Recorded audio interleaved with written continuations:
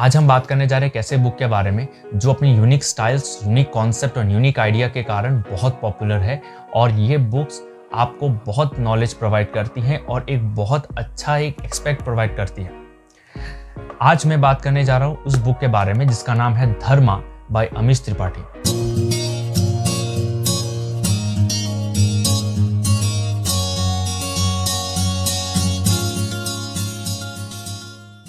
अमीश त्रिपाठी एक ऐसे ऑथर है जिन्होंने अपनी हर बुक्स में माइथोलॉजी को बहुत ज़्यादा इंपॉर्टेंस दिया है, चाहे वो महाभारत हो, चाहे वो रामायण हो या चाहे वो शिवा ट्रिलॉजी हो।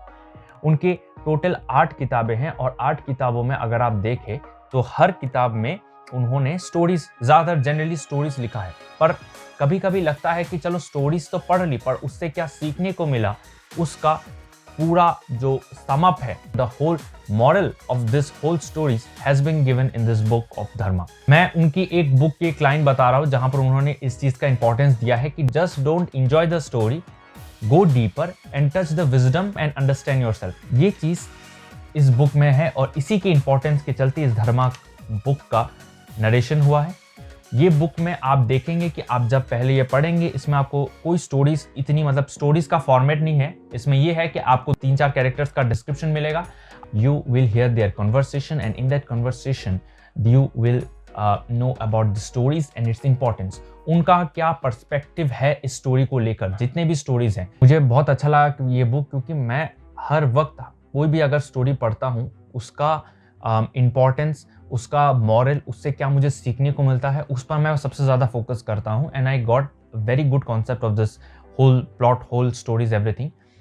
अच्छा, अगर मैं बात करूँ कि कौन ये बुक्स पढ़ सकता है, ये बुक्स कोई भी पढ़ सकते हैं, पर प्लस पॉइंट ये होता है कि if you have read the earlier versions और earlier books of the Amish Tripathi and you are well known to the concepts and the stories and the plots, then it will be easier for you to go through this book, क्योंकि इसमें उनके पुराने जितने भी सारे books हैं उनका बहुत अच्छे से नरेशन दिया गया है। इस बुक्स में बहुत अच्छी अच्छी चीज़ें दी गई हैं जो मुझे लगता है कि आपके लिए जानना बहुत ज़रूरी है। इसमें इंपॉर्टेंस होता है धर्म का, धर्मा या धर्म जो हम कहते हैं, इसका इंपॉर्टेंस उन्होंने दिया है कि धर्म होता क्या है, धर्म और कर्म से क्या मिलता है, कर्म फल क्या होता है और हमें धर्म को चुनना चाहिए, हमें धर्म पर फोकस करना चाहिए या कर्म पर फोकस करना चाहिए या हम कर्म फल पर फोकस करें। इस बुक पर बहुत अच्छी अच्छी चीज़ें लिखी हैं, आपको मैं छोटी छोटी क्लिपिंग्स बताऊंगा। Hold on, there will be no spoiler in this video और आपको ऐसा लगेगा कि चलो एक आइडिया मिल गया, कि एक ओवरव्यू मिल गया कि आपको ये बुक क्यों पढ़ना चाहिए। पहली बात मुझे ये अच्छा लगा कि धर्म और अधर्म का जो डिफरेंस है, इन्होंने बहुत अच्छे से उनका डिफरेंस दिखाया। उन्होंने ये नहीं कहा कि आपको धर्म करना चाहिए, अधर्म नहीं करना चाहिए, ऐसा भी नहीं है, पर उन्होंने बहुत सारे एग्जाम्पल्स भी दिए। अधर्म क्यों करते हैं, बूढ़े पीपल आप कहते हैं ना, ये बुरा आदमी है। जैसा अगर हम महाभारत का प्लॉट ले लें, दुर्योधन या कौरव सेना क्यों अधर्म करती थी, इसका रीज़न बहुत सिंपल सा है। ये ऐसा है कि वो लोग अट्रैक्टेड हैं ये काम करने के। देखो, ऐसा नहीं कि दुर्योधन को नहीं पता कि वो जो काम कर रहा है वो गलत कर रहा है, he has done many wrong things, but the point is that he is much more attracted towards doing the wrong thing. उसे करने में मजा आता है। अगर आप किसी अच्छे आदमी को बोलो कि बुरा काम करने के लिए, वो कहेगा कि मुझे काम करना पसंद नहीं है, आई डोंट लाइक इट। ये डिफरेंस होता है कि एक धार्मिक आदमी, good people and a bad people में डिफरेंस क्या होता है। उन्होंने ये बताया कि रामायण के प्लॉट में जो रावण था उसका विनाश क्यों हुआ, what was the reason of his death, of his failure. क्योंकि मेरे पर्सपेक्टिव में, या हम लोग हर लोग जानते हैं कि Ravan was a very good person and he was परम भक्त था लॉर्ड रुद्र का, but due to his arrogance, due to his ego and there were many aspects that has led to the downfall of Ravan. Mahabharat के जितने भी कैरेक्टर्स हैं उनका जो नेचर है वो हमारे यहाँ के आसपास आपको बहुत सारे ऐसे नेचर्स के लोग मिलेंगे। इस बुक में ये फोकस करते हैं कि जितने भी कैरेक्टर्स हैं हमारे पास, उन कैरेक्टर्स ने क्या गलती की थी। अगर मान लो भीष्म ये प्रतिज्ञा नहीं करता तो क्या महाभारत होता, क्या गांधारी की प्रतिज्ञा सही थी। दूसरी बात जो मुझे सबसे अच्छी लगी वो ये है कि 100 कौरवस होते हैं हमारे लाइफ के, हो सकता है 100 नहीं, 1000 नहीं, बहुत सारे ऐसे डिस्ट्रैक्शंस होते हैं कौरवस की तरह। और 5 पांडव, शरीर के 5 सेंसेस होते हैं, डिफरेंस ये है कि ये 100 कौरव आपको डिस्ट्रैक्ट करते रहेंगे हर चीज से। जैसे मुझे किसी भी चीज का डिस्ट्रैक्शन होता है, चाहे मैं फेसबुक यूज कर रहा हूँ, व्हाट्सएप यूज कर रहा हूँ, पर ये जो 5 पांडव है, 5 सेंस, वो आपको अवेयर करते हैं कि आप ये काम मत करो। अगर आप अपने सेंसेस पर कंट्रोल कर सकते हैं, सेंसेस होते हैं, आप आई साइट्स देख रहे हो, आप स्मेल कर रहे हो, अगर आप उस पर कंट्रोल कर सकते हो तो ये डिस्ट्रैक्शंस आपको कभी हानि नहीं करेंगे। Wisdom does not invest in simplicity. बहुत अच्छे अच्छे लाइंस यहाँ पर यूज किए गए हैं। उन्होंने इस बुक में ये भी दिखाते हैं कि भीष्म और गांधारी का सेक्रीफाइस क्या सही था, क्या उन्होंने सेक्रीफाइस किया अपने स्वार्थ के लिए या लोगों के लिए। आप बोलेंगे कि भीष्म अपने पिता की बात सुन रहा, तो राम भी तो अपने पिता की ही बात सुन के वनवास गया था। इन दोनों का जो डिफरेंस है, क्या इन दोनों ने सही किया या गलत किया, आपको इसके बारे में भी बहुत अच्छी एक नॉलेज मिलेगी। सेक्रीफाइस होता क्या है, ट्रुथ क्या होता है, क्या युधिष्ठिर ने द्रोणाचार्य को अपने पुत्र के मरने का सत्य बताया था? इसका भी उत्तर है कि सत्य होता क्या है। क्या सत्य यही चीज है कि हम जो अपने मुख से, हमारे मुख से जो उच्चारण किए गए जो शब्द हैं, क्या वो सत्य है कि या हमारा इंटेंशन सत्य है? इसके बारे में भी है, क्योंकि रियलिटी में अश्वत्थामा नामक एक हाथी मारा गया था, पर अश्वत्थामा जो द्रोणा का पुत्र था वो नहीं मर गया था। युधिष्ठिर का इंटेंशन सही था, द्रोणा ने अपना पर्सपेक्टिव बना लिया था। इस बुक को पढ़ के मेरे अंदर में 2 चीजें बहुत ज्यादा क्लियर हो गई जो मैं आपसे शेयर करूंगा। एक होता है रियलिटी, दूसरा होता है पर्सपेक्टिव।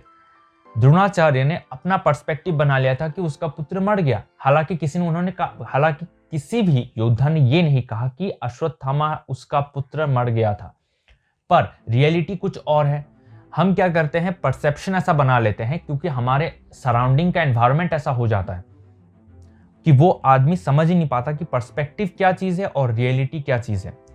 जब ऐसे सिचुएशंस आते हैं ना, हमें लगता है कि नहीं, इन दोनों का गैप कम होना चाहिए, क्योंकि हम ऐसा नहीं कि हम फेंकते रहेंगे, हमने ये काम किया पर हम रियलिटी में कुछ है नहीं। इनका जो गैप है वो कम कैसे होता है? हम्बलनेस आके। How to decrease the gap between reality and perception is very simple. You just have to be self aware. The important part is that what you process in your mind should reflect in your conduct. अगर आप self aware नहीं हो, अगर आप अपने आप को नहीं जान पाते हो, तो आपको, आपके अंदर ये जो गैप ये बढ़ता जाएगा। अगर ये गैप बढ़ता गया, लोग आपको कुछ और समझेंगे, पर आप जब रियलिटी पता चलेगी लोगों को, फिर उनका भरोसा टूट जाएगा आपसे। अगर बात करूं पहली चीज, तो ये देख सकते हैं आप कवर में कि इन्होंने अपने कवर में एक चक्र बनाया है। तो मुझे पहले आइडिया लगा था कि कवर तो बहुत अच्छी, चक्र का मतलब क्या है? चक्र ये होता है, ये धर्म चक्र है। और यहाँ पर लिखा है कि decoding the epics for a meaningful life. Epics का मतलब, decoding the epics, I think हो सकता है कि उन्होंने जितने भी, वही मैं कह रहा था कि जितने भी स्टोरीज है उनका मॉरल निकालना, डिकोड करना, उनको रुक के उस सिचुएशन को स्टॉप करके थर्ड पर्सन की तरह उस सिचुएशन को ऑब्जर्व करना।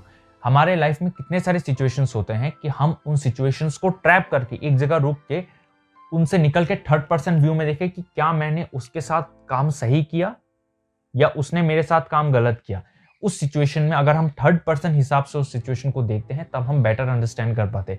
आपको पता भी होगा, आप अपने फ्रेंड को सजेशन बहुत अच्छे से दे पाते, पर आप जब टाइम अपने पर आता है तब हम सजेशंस नहीं दे सकते। अगर बात करते हैं इसके चैप्टर्स के बारे में, टोटल इसमें 8 चैप्टर्स है। 8 चैप्टर्स आपको यहाँ पर मैंने दिखाया कि इसमें टोटल 8 चैप्टर्स है, और 8 चैप्टर्स आपको हर कैरेक्टर्स, रामायण और महाभारत का जो लिंकिंग है उन्होंने बहुत अच्छे से किया। कुछ कैरेक्टर्स रामायण के उठाए, कुछ कैरेक्टर्स महाभारत का उठाया, कुछ कैरेक्टर्स शिवा ट्रिलॉजी का उठाया। अगर आप उस इन पहले के बुक्स को पढ़े हुए हैं तो आपके लिए बहुत एक प्लस पॉइंट हो जाता है, आपको बहुत जल्दी समझ में आ जाता है और जल्दी आपका बुक खत्म हो जाता है। और लास्ट में आपको एक आफ्टरवर्ड मिलेगा कि आपने जो अभी यहाँ से देखा, उन कैरेक्टर्स को आपने जाना, हमने जो आपको डिस्क्रिप्शन दिया इस कैरेक्टर्स का, इस कैरेक्टर का जो एक समरी है वो क्या होता है कि जितने भी कैरेक्टर्स थे हमारे पास, लॉर्ड शिवा, सती, काली, गणेश, बृहस्पति, राम, सीता, रावण, कुंभकर्ण, मंथरा, दुर्योधन, द्रोणा, भीष्म, युधिष्ठिर, कुंती, गांधारी, जितने भी कैरेक्टर्स थे, ये सारे कैरेक्टर्स हमारे अंदर चारों ओर प्रेजेंट हैं और आप इनसे बहुत कुछ सीख भी सकते हैं। जैसे अगर बात करूं मैं द्रोणाचार्य की, Dronacharya was a very great teacher and a very great teacher. उन्होंने, he was the teacher of Arjun and all other Pandavs and Kauravas. पर उनका डेथ का कारण क्या हुआ था? May be one of the reason was that he was and injured pride, जो इस बुक में मेंशन है इंजर्ड प्राइड। और यहाँ पर ये किया है कि इस इंजर्ड प्राइड को हराने के लिए humility is an antidote for it, जो युधिष्ठिर में था। और युधिष्ठिर ऐसा नहीं कि सारे पांडव्स अच्छे थे, उनमें भी बहुत सारी प्रॉब्लम्स थी, पर उन्होंने अपने सारे प्रॉब्लम्स को स्टेप बाय स्टेप, जैसे हर चीज का लर्निंग होता है, we learn from our mistakes, तो उसने भी अपने मिस्टेक्स से बहुत कुछ सीख के अपने लाइफ में उनको अप्लाई किया और he became a very good person. Guys, बस इतना था इस बुक के बारे में। आप इस बुक को पढ़ सकते हैं, क्योंकि ये बुक ऐसा है कि पहली बार मुझे एक ऐसा नया कॉन्सेप्ट वाला बुक मिला जहाँ पर उन्होंने किसी स्टोरी का जिक्र नहीं किया, मतलब दोनों लोगों के बातचीत कॉन्वर्सेशन को उन्होंने स्टोरीज के माध्यम से फ्रेम किया। बुक थोड़ा सा अलग है, क्योंकि इस बुक में आप देखेंगे कि इन्होंने स्टोरीज को कैसे रिलेट किया कि दो लोगों का कन्वर्सेशन चल रहा है, एक हो सकता है उसको कॉन्ट्रडिक्ट कर रहा है, एक उसके बारे उसका इंपॉर्टेंस बता रहे। दो कैरेक्टर्स हैं, 3-4 और बाकी सपोर्टिंग कैरेक्टर्स हैं, उनका बहुत अच्छे से यूज़ किया और उन्होंने हर चीज़ को लिंक किया कि या इट्स नॉट लाइक कि आप इमोशनली भी कनेक्ट हो रहे हो स्टोरी से, आपको इंटरेस्ट भी आ रहा है, दोनों लोगों का बातचीत भी सुनाई दे रहा है, ये दोनों लोग आपस में कॉन्ट्रडिक्ट भी कर रहे हैं, कभी ये इसको सपोर्ट भी कर रहा है, कभी ये कह रहा है कि नहीं he was right, he was wrong. इस तरह का कैरेक्टर्स सीन था, स्क्रीन प्ले था, और कभी कभी आपको कभी कंफ्यूज भी करेंगे, आप अपने आप ही क्लैरिफाई हो जाओगे कि अच्छा ये डाउट था। इसे पढ़ सकते हैं इस बुक को। ये बुक अमेजोन और फ्लिपकार्ट दोनों पर अवेलेबल है, आप इस बुक को पढ़ सकते हैं, बहुत अच्छी बुक है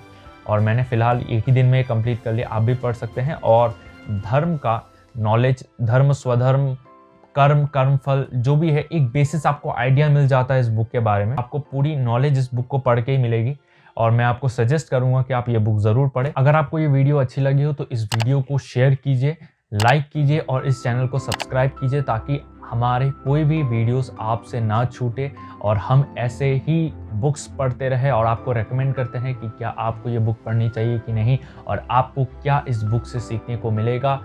आप बने रहिए हमारे साथ, हम मिलेंगे अगली वीडियो में। Bye bye.